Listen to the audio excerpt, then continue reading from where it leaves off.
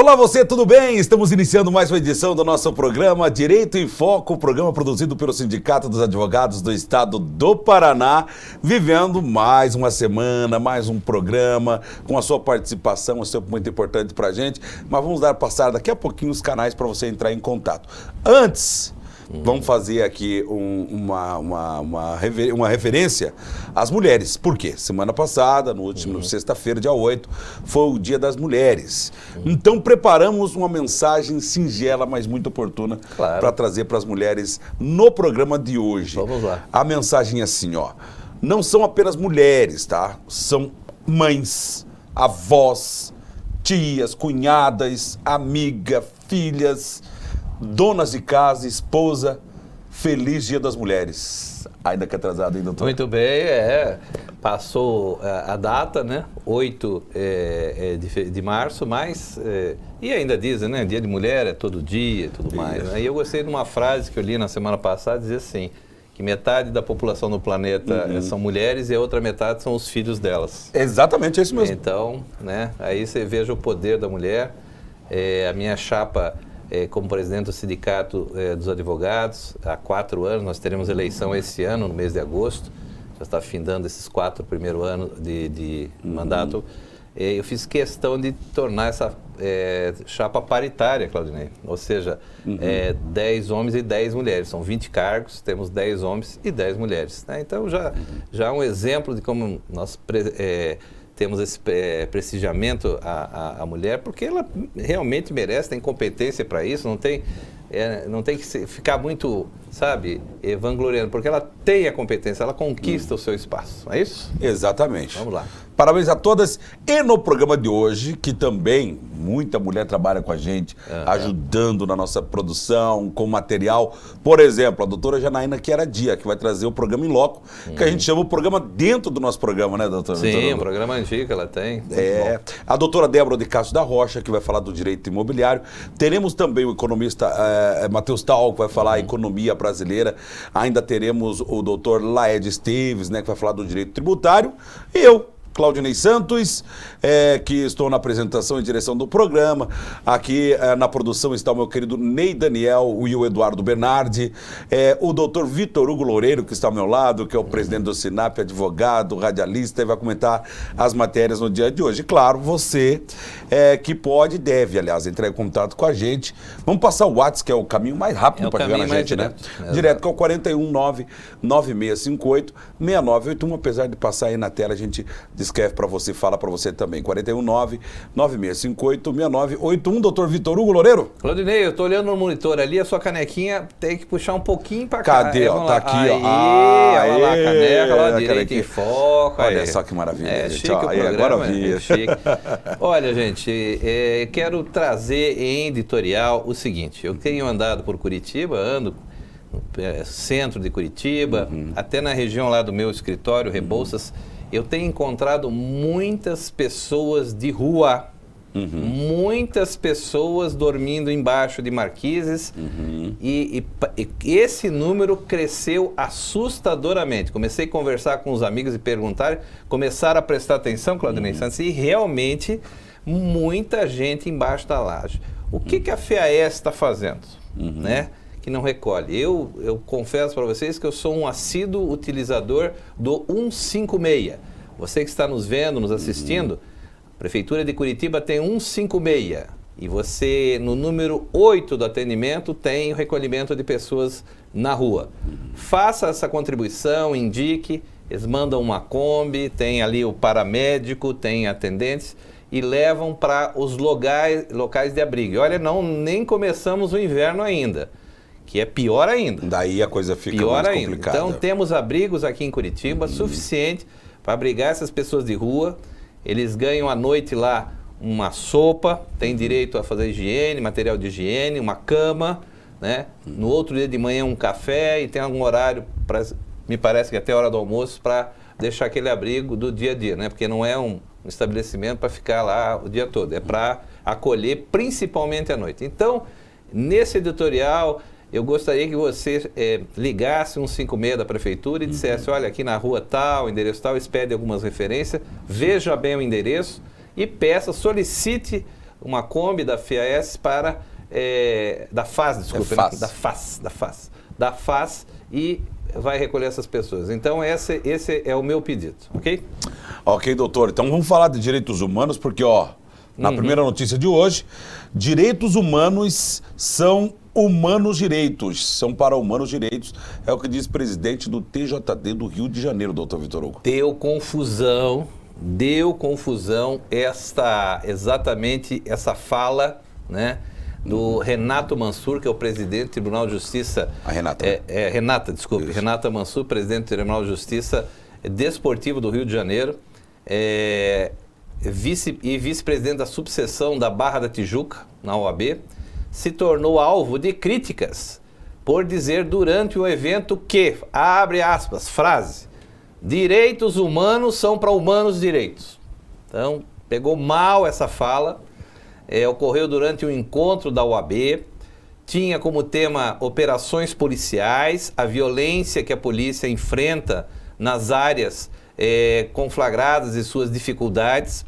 A declaração foi repudiada de plano pela Comissão de Direitos Humanos do Rio de Janeiro, que em nota afirmou que não há saída para os impasses da segurança pública afastada da sua compreensão como um direito fundamental do cidadão, ou seja, como um direito humano dos mais basilares, que é ser respeitado, né? Não é porque a pessoa está numa certa condição que não deixa de ser humano. Por isso, esse editorial que eu fiz, volto a fazer aqui em Curitiba, nós estamos verificando isso nas ruas. E olha que é ano eleitoral ainda, né? Tem isso aí. Então eu vou chamar a atenção ao nosso prefeito Rafael Greca, que olhe com carinho essa situação, né? Ano eleitoral, né? Vão pedir o seu voto, vereadores e vereadoras, né? Candidatos a prefeito e prefeitas vão pedir o seu voto e a cidade está com essas pessoas de rua, né? É perigoso, pode acontecer muitas situações de risco e volto a dizer, não estamos no inverno, o inverno é pior ainda. Existe possibilidade de morte pelo frio aqui em Curitiba. Sim. Já aconteceu isso e poderá acontecer. Então as pessoas estão correndo risco. Então você que está nos ouvindo, está nos assistindo, canal no número 156, Prefeitura de Curitiba, atende. No número 8, me parece que é recolhimento de pessoas que a FAS faz esse recolhimento, ok? Sem contar que você vai estar fazendo uma boa ação, viu? É verdade. Doutor Vitor, vamos para a primeira coluna de hoje, intervalo, e daqui a pouco a gente volta. Já voltamos.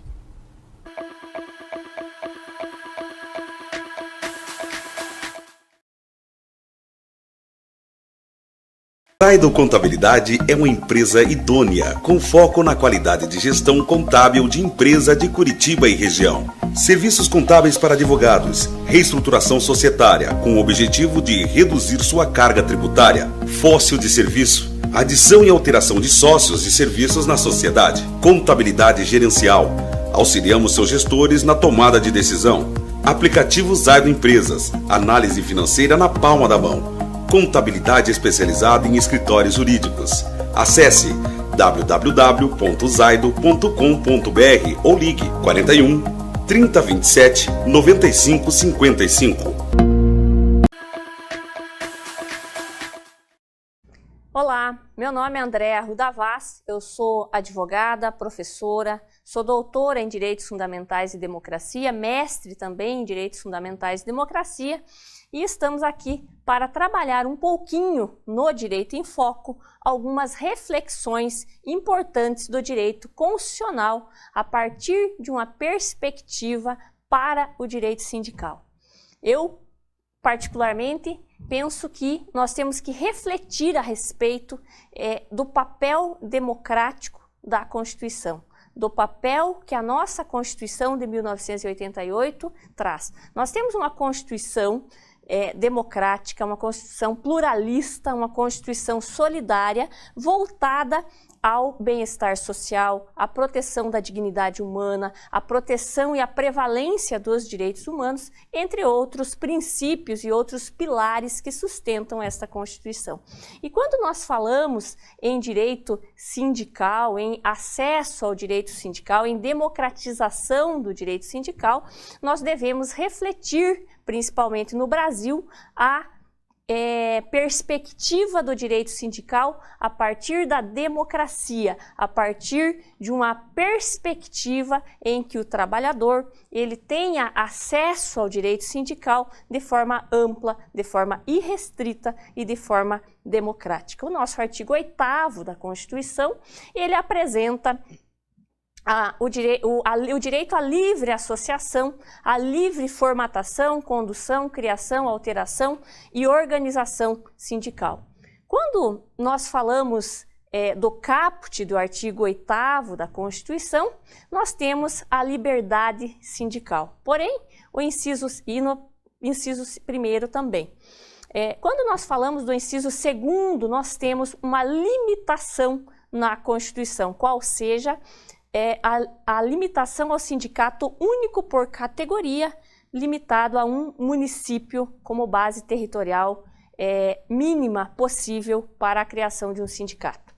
Pois bem, quando nós olhamos sob a perspectiva do Estado constitucional cooperativo, o que vem a ser esse Estado constitucional cooperativo? Ele é um Estado aberto interna e externamente à sua legislação, não é? E este Estado, uma vez reconhecido como um Estado constitucional cooperativo, ele tem deveres, ele tem elementos que a consolidam. O Brasil, a Constituição de 1988, ela é uma Constituição reconhece o Estado brasileiro como um Estado constitucional cooperativo. Logo, não há dúvidas que no Brasil nós devemos implementar as normativas, as instruções, não é? O próprio catálogo de proteção à dignidade da pessoa humana.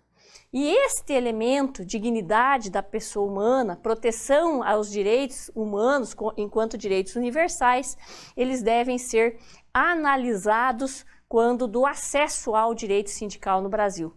Hoje, o Brasil, no sistema de sindicato único, ele trabalha sob uma perspectiva de limitação da liberdade, que é um assunto muito mais amplo e muito mais complexo e que nós podemos abordar sobre diversas perspectivas.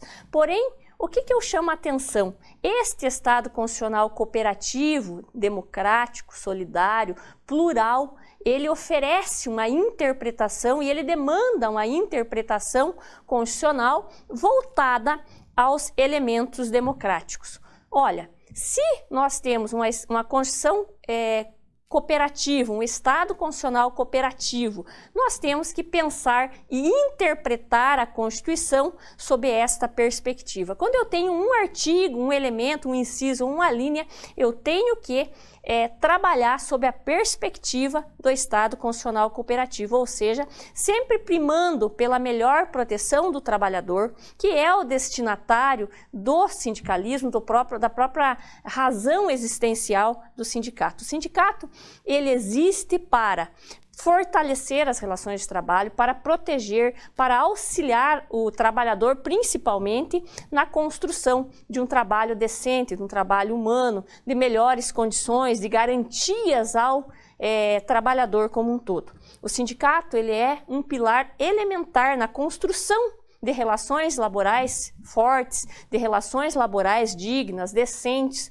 e que tragam resultados para a sociedade. É preciso compreender que um sindicato forte, ele trabalha lado a lado com o Estado, lado a lado com a sociedade, lado a lado com o próprio trabalhador e com a empresa. Esta é uma perspectiva a ser analisada a partir do Estado constitucional cooperativo, esse Estado que trabalha em sintonia e em harmonia com a sociedade como um todo, e inclusive com as instituições. No caso em tela, a minha reflexão ela se dá a partir do sindicato e a sua fundamental importância num Estado democrático de direito, como é o Brasil.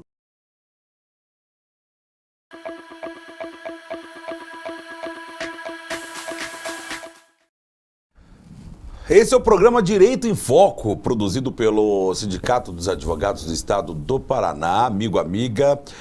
Bom, seguinte, você que está com a gente, eu vou falar já no 41 99658 6981. Esse é o nosso WhatsApp. Mas principalmente, doutor Vitor, a gente lembrar o site do Sinap. O site do Sinap, sinappr.org. Você, advogada e advogado de todo o Estado do Paraná, está convidado para vir para a Casa do Advogado, Isso. o Sinap. Sindicato dos Advogados do Estado do Paraná. Todos os advogados, notadamente o objeto do sindicato é os advogados contratados, seletistas, que trabalham em sociedades de advogado ou empresas, né? Que não deixa de ser sociedade de advogado, não deixa de ser uma empresa, tem CNPJ, exatamente. E aí você faz a sua inscrição, onde houverem mais de 2 ou mais advogados, é possível fazer o contrato coletivo de trabalho, que na minha gestão há 6 anos à frente do sindicato, todos esses contratos feitos na minha gestão são renovados no ano seguinte, o que demonstra que tem um dispositivo muito importante, balizador da atividade, tem regula várias atividades, é benéfico para os empregadores e também para os empregados. Então, você advogado e advogada de todo o Estado do Paraná, qualquer cidade que trabalhar com carteira assinada e tiver mais advogados junto com você, faça contato e se filie ao Sinap. Sem contar que a integralidade de todas as informações que a gente traz aqui, vão estar lá, que tem o nosso fórum, né? Ah, sim. No nosso site nós temos a notícia, aqui nós temos várias notícias durante o programa, que são feitas num extrato, ou seja, diminuída por questão do tempo, né? TV é tempo. Mas ela na íntegra, ela está no nosso Fórum de Notícias. Maravilha. Doutor Vitor Hugo, e por falar em notícia, o Tribunal de Justiça de São Paulo aumenta a indenização por morte de cavalos por descarga elétrica. Explica pra gente, por favor. Mas olha, buscaram uma notícia interessante aí. Vamos lá. A 4ª Câmara do Direito Público do Tribunal de Justiça de São Paulo aumentou indenizações concedidas aos donos de cavalos. E o doutor Laércio está aqui com a gente, que é uma pessoa que é um cavalgador aí, né? Um cavaleiro, né? Que foram vítimas de uma descarga elétrica, olha só, devido a um fio de alta tensão que caiu numa pista. Em síntese, o que aconteceu? 3 pessoas contam que durante uma cavalgada sofreram um acidente ao passarem pela pista da SP-123, lá em Tremembé, quando seus cavalos caíram mortos devido a um fio de alta tensão caído no chão. Assim, os autores pediram indenização por danos materiais e morais pelo ocorrido. Inicialmente, o juízo de primeira instância condenou a distribuidora de energia ao ressarcimento dos danos materiais e a uma indenização de R$7 mil para cada um dos autores, né? Insatisfeitos com a decisão, os autores recorreram, ainda não temos a decisão se foi aumentado o valor, mas é muito importante saber que tem esse direito, né? E graças a Deus, pela notícia, os cavaleiros, né, não se machucaram, né? Não levaram apenas a descarga. Os animais. Só os animais, os cavalos, mas não deixa de ser triste, porque a pessoa se apega ao animal, aquele companheiro, né, principalmente cavalgada, etc. Então, realmente, uma notícia triste, né, para quem tem. E R$7 mil, dependendo, é óbvio, da raça do cavalo, é pouco. É pouco. O doutor Laércio sabe disso. Depende da raça do cavalo, R$7 mil é pouco, então. É pouco. Tem os valores altos aí. Doutor, vamos continuar? Segue com a nossa agora coluna? Coluna, vamos lá.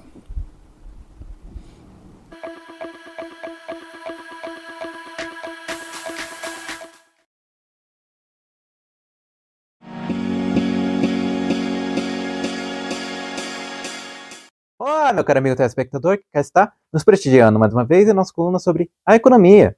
E hoje, para tratar a respeito de um dado bastante relevante acerca da economia brasileira, que foi recentemente divulgado ali no entorno das questões que envolvem o mercado de trabalho, dizendo respeito à diminuição em 12% da parcela dos salários no produto interno bruto ali entre os anos de 2016 e 2021, representando uma reversão da tendência de elevação da parcela salarial do PIB durante os anos de 2004 e 2016.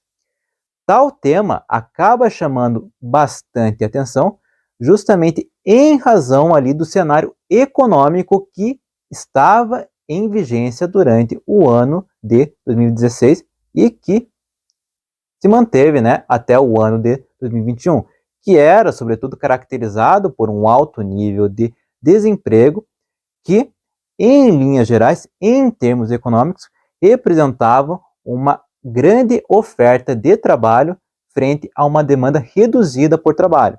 Isto, em termos gerais, acaba induzindo uma perda do poder de barganha dos trabalhadores, ou seja, uma indução a uma redução do preço que é pago aos trabalhadores pelos seus respectivos trabalhos.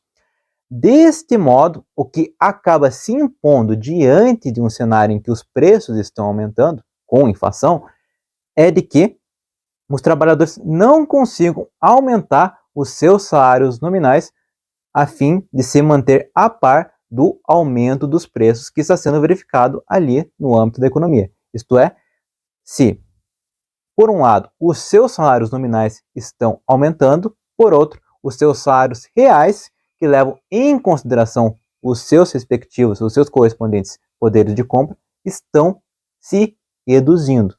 E isto acaba representando um fenômeno, né, bastante importante que diz respeito ali ao enfraquecimento do poder de compra dos trabalhadores. E isto acaba sendo consonante, digamos assim, à baixa dinamicidade da economia brasileira durante aquele período que foi, sobretudo, caracterizado por um baixo crescimento econômico, principalmente ali entre os anos de 2016 e 2020, né, especificamente. Sobretudo porque um salário mais baixo, com salários reais mais baixos, em geral, a população trabalhadora acaba tendo a sua demanda por mercadorias reduzida. Tendo a sua demanda por mercadorias reduzidas, isso acaba desestimulando o próprio processo de crescimento econômico, na medida em que não há demanda para as mercadorias que estão sendo produzidas para aquele mercado consumidor. E, deste modo, o processo de crescimento acaba ficando fortemente engessado. E muitas vezes é presumido que em cenários assim, em função da diminuição dos salários, que haja uma elevação dos lucros e com essa elevação dos lucros haja um reinvestimento destes em atividades produtivas a fim de que o processo de crescimento seja novamente estimulado. Contudo, não foi isto que ocorreu, até porque a gente tem que levar em consideração, sobretudo, aquele contexto que era caracterizado por uma taxa alta de remuneração financeira dada ali pela taxa Selic. Nesse sentido, muitos empresários acabam sendo induzidos a buscar veículos de valorização financeira ao invés de reinvestir em atividades produtivas, especialmente em circunstâncias nas quais a incerteza é muito grande, dada, por exemplo, ali um contexto de recessão, tal qual o que foi vislumbrado a partir dos anos de 2015 e 2016. Ou seja, trata-se de uma temática muito importante que, pelo menos do ponto de vista preditivo, de previsão, pode apontar a uma nova reversão justamente em função ali de uma retomada da política de valorização do salário mínimo que acaba objetivando justamente recuperar o poder de compra dos trabalhadores e, a partir dessa recuperação, induzir um novo crescimento econômico pautado ali na ampliação da capacidade de demanda do mercado interno na economia brasileira. Com isto, eu me despeço de ti, meu caro amigo telespectador, esperando ter te transmitido informações relevantes sobre a economia. E te aguardo com isto até a próxima semana. Muito obrigado!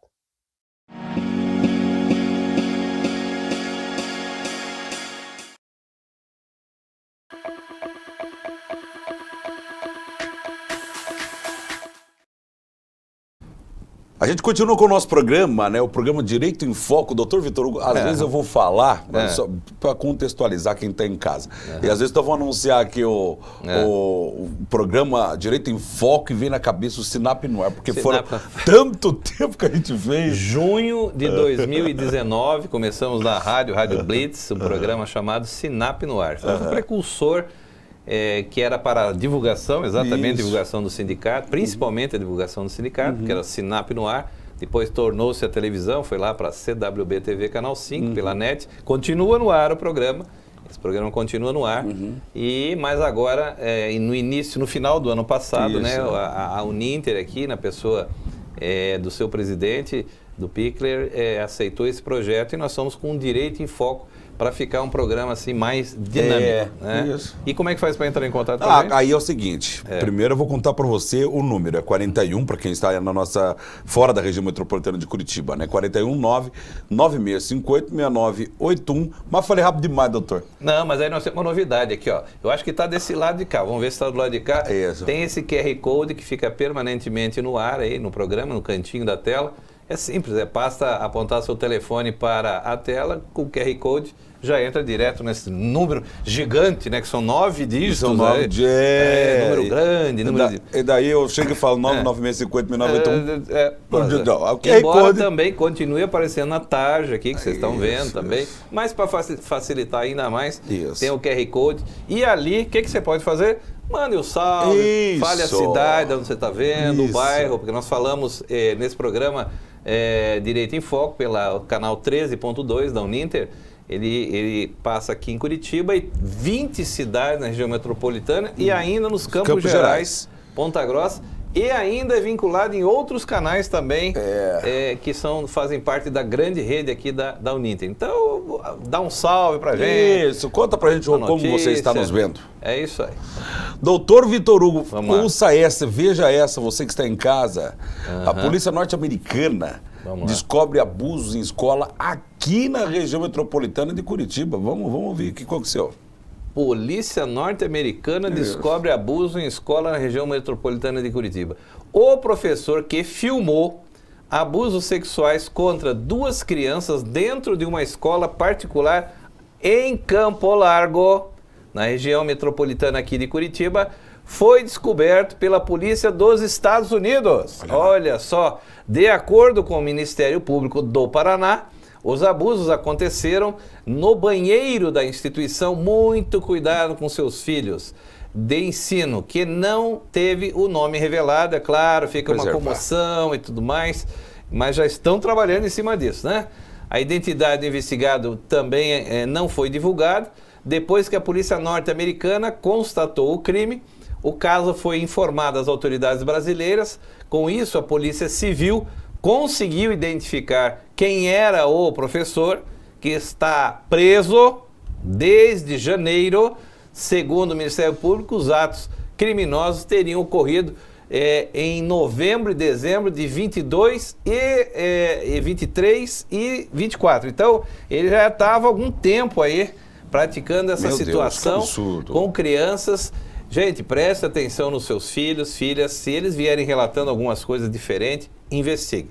Criança dificilmente mente nessas situações. Pelo contrário, ela fica diferente, fica constrangida. A criança dá sinais, fica nervosa, às vezes não consegue dormir à noite, às vezes urina na roupa ou na cama. Enfim, ela dá vários sinais. E esses sinais têm que ser observados. Vamos estender um pouco essa situação para os abusos sexuais também acontecidos dentro da casa ou na casa de parentes. Então tome muito cuidado, evitem deixar criança por muito tempo junto com esse ou aquele parente, tem que ficar tomando conta, porque o abusador é a pessoa que está mais próxima da convivência da criança. Não é uma pessoa estranha que chega da rua e entra, não. O índice maior percentual dos abusadores estão dentro da casa, tem a intimidade com a criança, e é por isso que temos que tomar cuidado, né, Claudinho? Exatamente, gente, se cuide das crianças. E vamos acompanhar mais uma coluna do programa agora, doutor Vitor? Vamos lá, e já voltamos, né? Espera aí.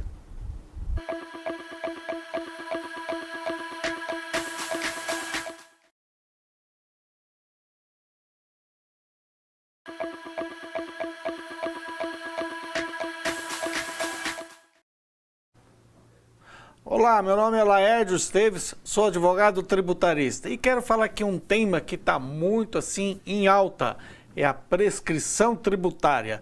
E quando se fala em prescrição tributária, tem muita gente que faz uma confusão entre prescrição tributária e decadência. Parece dois institutos, mas eles não são iguais, eles têm diferença. E vamos aqui. Quando você fala em decadência, você pensa o seguinte: a decadência no direito tributário ela existe lá no processo administrativo pelo auditor fiscal. Quando ele vai lá na empresa ou faz uma revisão numa declaração de imposto de renda, ele lança um auto de infração. Então, quando ele lança o auto de infração, ele constitui uma obrigação tributária.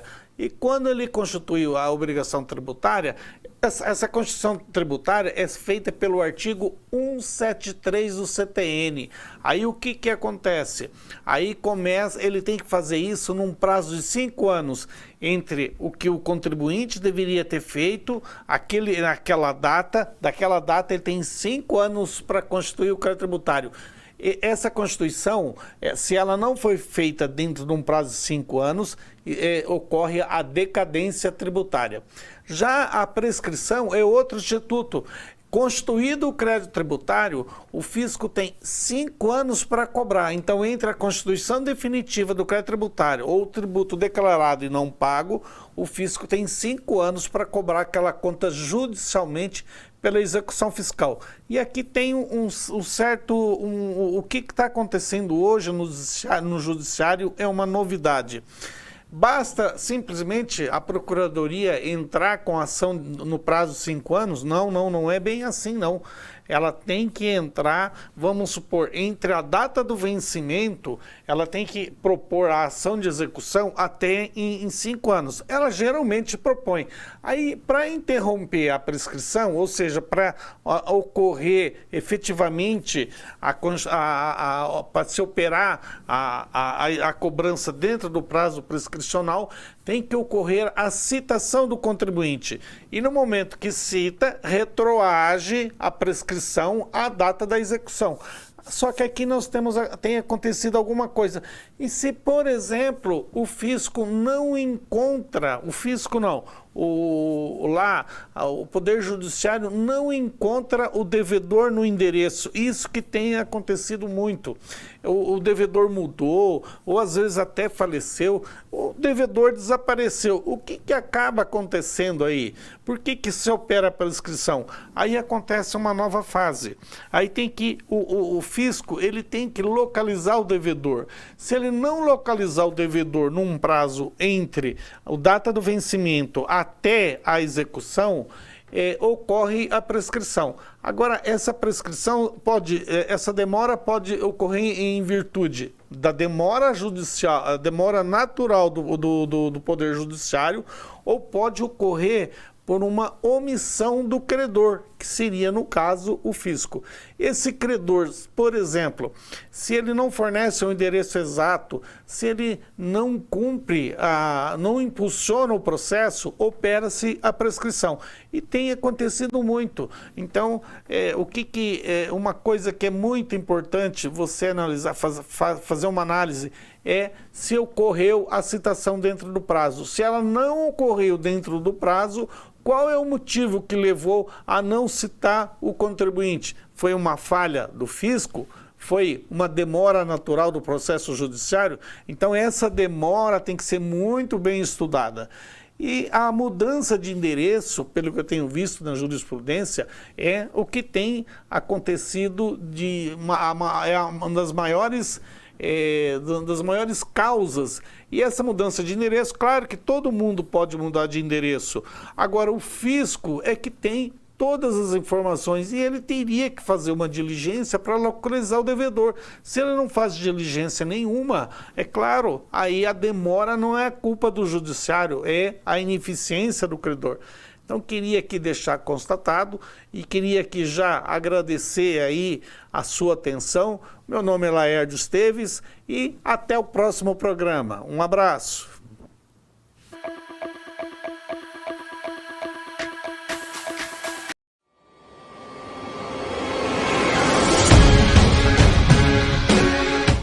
Olá, eu sou Débora de Castro da Rocha, sou advogada da área imobiliária e também professora na área de direito imobiliário e também registral. E hoje estou aqui para que a gente possa conversar um pouco sobre a necessidade de cautela nas negociações imobiliárias, ou seja, na compra e venda de imóveis. Tanto para quem vende quanto para quem compra, existem riscos. E esses riscos devem ser mitigados ou devem ser minimizados pela necessária análise da documentação que deve ocorrer antes da assinatura desses contratos que são tão importantes para que a gente possa justamente deixar configurado, deixar tudo estabelecido, né, as regras do jogo. Então, antes mesmo da gente assinar um contrato de compra e venda, via de regra, antes até mesmo da assinatura da proposta, você já deve estabelecer muitos pontos importantes que dizem respeito aí à multa, eventualmente por desistência, né, pagamento aí de arras e exatamente aí também frisar a questão de desistência, de eventualmente haver certidão positiva e você poder aí sair sem ficar devendo nada para aquele que está vendendo e da mesma forma também o vendedor não ter problemas, né?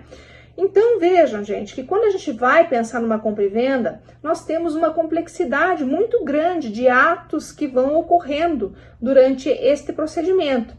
Então a gente vai falar aí de uma proposta inicialmente, depois vamos para um compromisso, uma promessa de compra e venda, depois nós vamos para a escritura, até que finalmente nós consigamos levar esse imóvel ao registro. E como eu falo sempre, nós temos que registrar esse imóvel tão logo nós façamos a escritura, né? Seja lavrada essa escritura, esse imóvel deve ser registrado. Então vejam, sempre que você for comprar um imóvel, olhe a documentação, faça a análise da documentação que envolve tanto o imóvel quanto o vendedor. E da mesma forma, cuide com a redação dos contratos que você vai assinar, para que não haja nenhuma implicação jurídica negativa e para que você evite ter prejuízos financeiros, tá certo?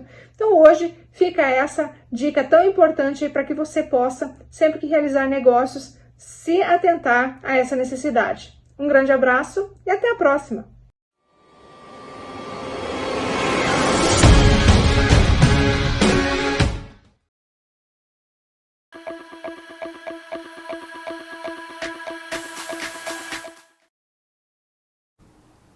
Olá você, esse é o programa Direito em Foco, é o programa produzido pelo Sindicato dos Advogados do Estado do Paraná e hoje estamos recebendo aqui em entrevista o Dr. João Carlos da Costa, advogado, trabalhou muitos anos na Câmara de Vereadores aqui em Curitiba e por 37 anos como policial civil aqui no Estado do Paraná. É isso, seu João? Tudo bem? Isto foram 37 anos de, posso dizer tranquilamente, de vitórias, apesar que o trabalho policial ele é bastante sacrificado, mas graças a Deus eu consegui fazer um bom trabalho e ser respeitado também dentro da instituição.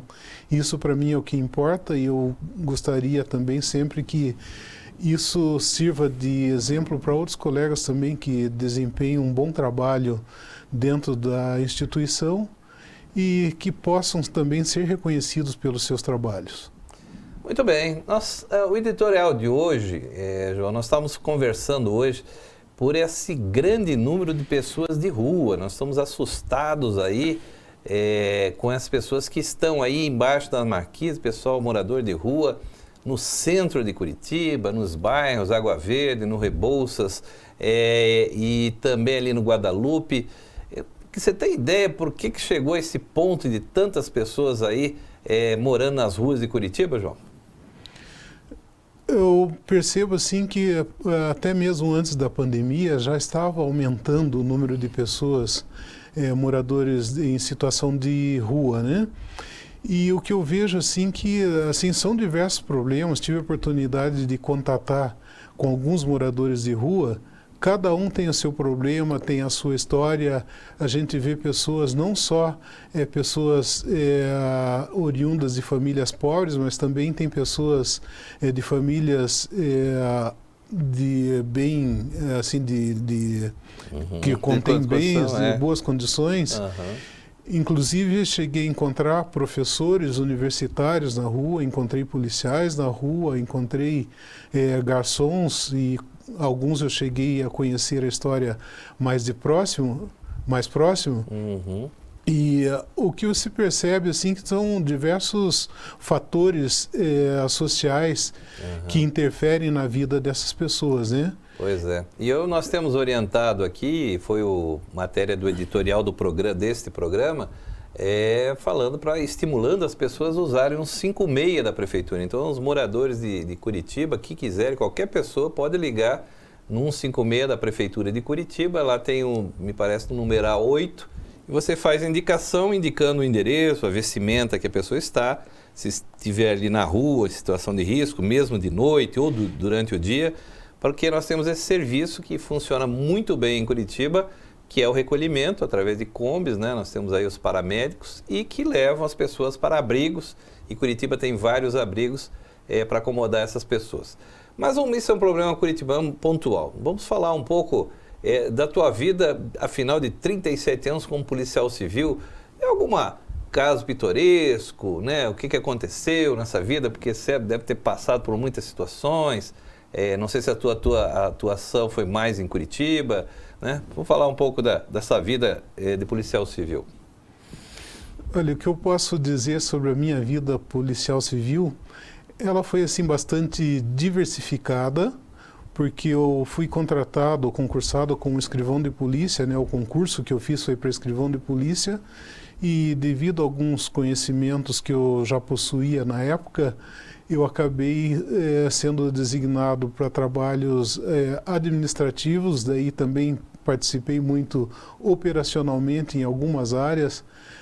Consegui também, junto com outros colegas, trabalhar em grupos de planejamento, onde eu tive a oportunidade de trabalhar com o orçamento da Polícia Civil do Estado do Paraná, e algumas ideias também que eu pude contribuir em termos de projetos que até hoje são executados dentro da instituição. Então, tudo isso me valeu assim, reconhecimento interno, reconhecimento externo, e para mim foi gratificante. Passei por algumas situações também complicadas em alguns momentos, mas consegui sobreviver e completar os 37 anos Muito bem, nós instituição. Estamos falando, antes da gravação, nós estávamos conversando a respeito da informatização. E eu mudei aqui em Curitiba em 95 e fazia um trabalho de direito criminal, é a minha área do escritório. E a gente vai conhecendo as pessoas, vários delegados, escrivão, e um deles era o Nelson lá, que trabalhava no 8º Distrito, provavelmente está aposentado agora. E naquele tempo eu troquei os equipamentos do meu escritório e todos os distritos, invariavelmente, trabalhavam com a sua maquininha de escrever, né? Tinham que lavrar um flagrante com toda a documentação, João, e você sabe disso, na maquininha de escrever. Então tinha várias guias, tinha aqueles encaminhamentos, tudo de máquina de escrever. Vocês imaginem hoje, o jovem que está nos assistindo, é inacreditável isso, né? Então aquelas peças, né? O depoimento, o que aconteceu, o flagrante, o policial, dá o depoimento, o policial militar que fez a abordagem, a prisão, enfim. E eu troquei o equipamento do meu escritório, o Nelson era amigo meu, eu falei, Nelson, eu nem tenho, não vou levar para casa, né? Um equipamento assim, claro que dava para usar, estava tranquilo. E eu levei, dei de presente para ele, ele instalou ali no cartório dele, dentro do 8º Distrito, né? E foi uma revolução para ele, né? Porque ele era muito organizado, né? Até dei uma ajuda, estudou, e tinha os modelos prontos ali, João. E uma impressora naquele tempo ainda famosa matricial, né? Aquela que, formulário contínuo. Mas, enfim, as peças saíram com uma qualidade muito melhor. Então eu vi o pessoal dos outros distritos, até os delegados, mas como é que é esse negócio de computador e tal? Isso é coisa realmente antiga, né? E depois a polícia começou a se modernizar. Você tem uma passagem também a respeito dessa situação da informatização, né? Na Polícia Civil? Sim, na época que eu estava nesse período lá da informatização, eu fui chefe de uma subdivisão administrativa auxiliar, que ficava ali entre a Travessa da Lapa e a Barão do Rio Branco. E naquela oportunidade, a Receita Federal, por exemplo, ela recolhia as buscas e apreensão, né? O pessoal de contrabando, a gente se lembra disso, né? Sim, e na época, daí, em conversa com o delegado-geral, naquele momento, nós conseguimos, junto ao Banco do Brasil, os primeiros computadores para a Polícia Civil. Era aqueles 486 e outros. Então, mas é uma grande diferença. Para quem fazia uma máquina de escrever, eu sou advogado desde o tempo da máquina de escrever. Então, minhas peças começaram com máquina de escrever. Quando apareceu o primeiro computador no escritório, é uma revolução. Aliás, quando a gente levava uma peça impressa por um computador, o pessoal já no balcão já olhava, os colegas, né? Opa, o cartório também. Ficava uma coisa assim, um serviço melhor, né? E na polícia a mesma coisa, né? Aquilo, e nós não estamos falando ainda da internet, nós estamos falando era só para fazer as peças, guias ali, né? O flagrante, etc. E antes ainda da internet, não estava na fase da internet, né, João? Sim. Eram cópias em papel carbono, 3 dias em papel carbono, e a máquina às vezes a gente errava, daí como escrivão lá, errava uma palavra, daí digo fulano de tal, digo, então enchia a cópia de digo, e assim saía, né? Então um flagrante que hoje demora poucos minutos, na época demorava para a gente fazer pelo menos umas 3 horas, dependendo da situação, né? Então demorava muito. Pois é, e hoje em dia houve esse progresso, hoje todos informatizados, e aí veio a internet, né, para interligar, o sistema de pesquisa era melhor, né, mas hoje em dia super prático, hoje em dia coloca os dados da pessoa, você já tem todo o histórico, né, que a gente chama dos antecedentes criminais, é uma revolução, né? É isso.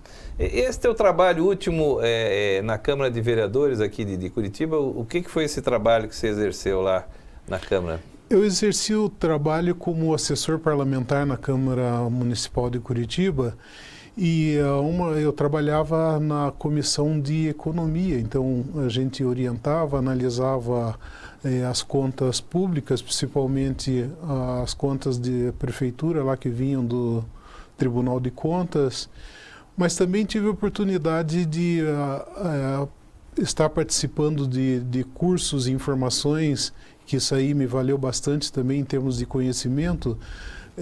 Como eu havia comentado inicialmente, eu conheci mais o legislativo do lado de fora.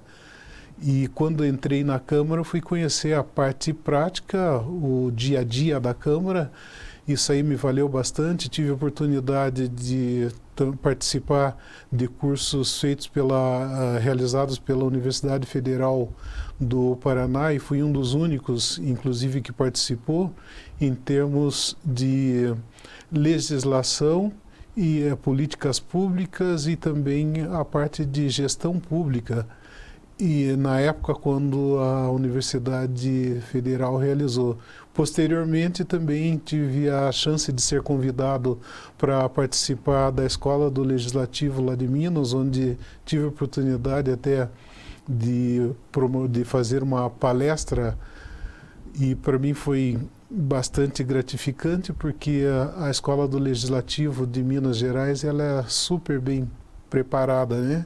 Então só tem mestres em todas as áreas da gestão pública, então eu angariei bastante conhecimento nesse sentido lá, né? Muito bem, conversamos aqui com o João Carlos da Costa, trazendo aí uma parte da sua vida, né? As pessoas que ficarem interessadas, né, podem entrar em contato com ele aqui, né? E nós queremos agradecer a sua presença aqui no Direito em Foco, tá? Muito obrigado pela sua presença, João. Eu que agradeço ao público também que está assistindo.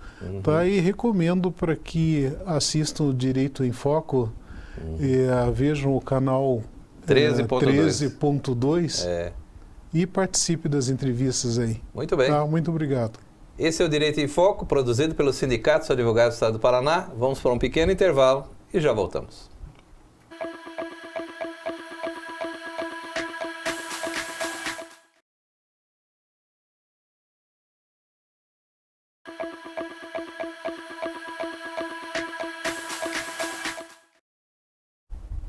Doutor Vitor Hugo Loureiro, chegamos com o derradeiro bloco do programa Direito em Foco. Rápido, né? O epílogo, o último bloco, mas passa rápido. E tem as entrevistas, tem coluna, tem notícias.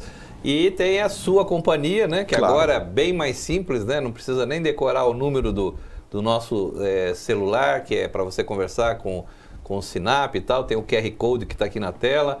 Basta apontar o seu telefone para a tela aí, já vai entrar direto no nosso grupo, ou aliás, no celular, do WhatsApp, daí já manda sua conversa, seu salve, diga de onde você está assistindo o nosso programa, a cidade, isso é muito importante para nós, tá? Ok?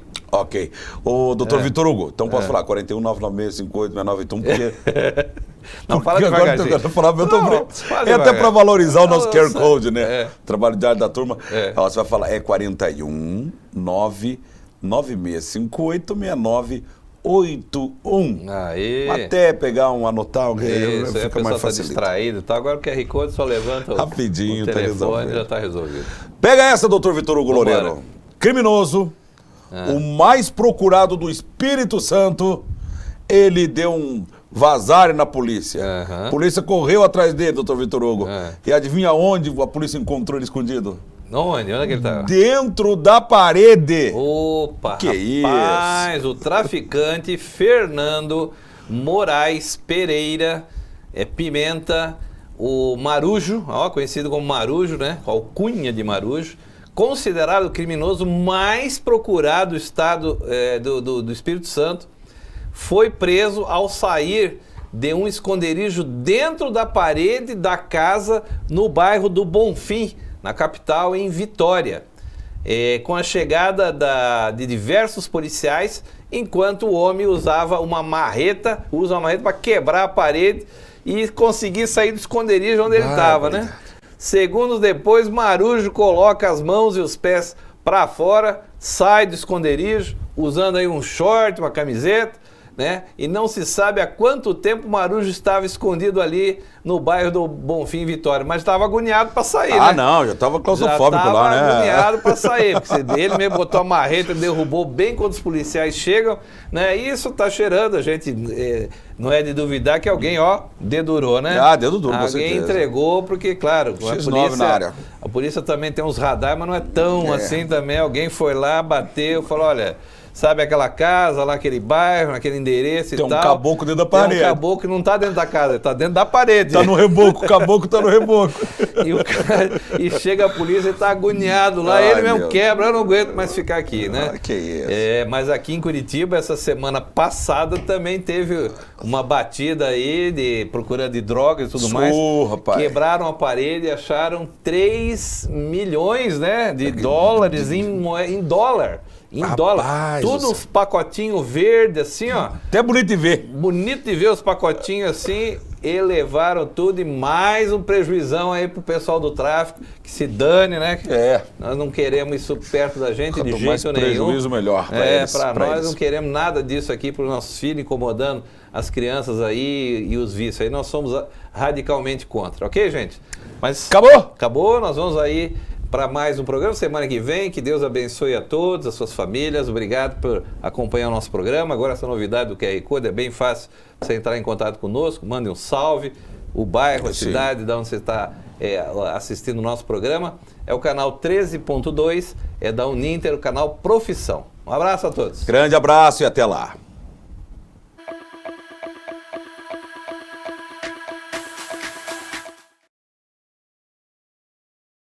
You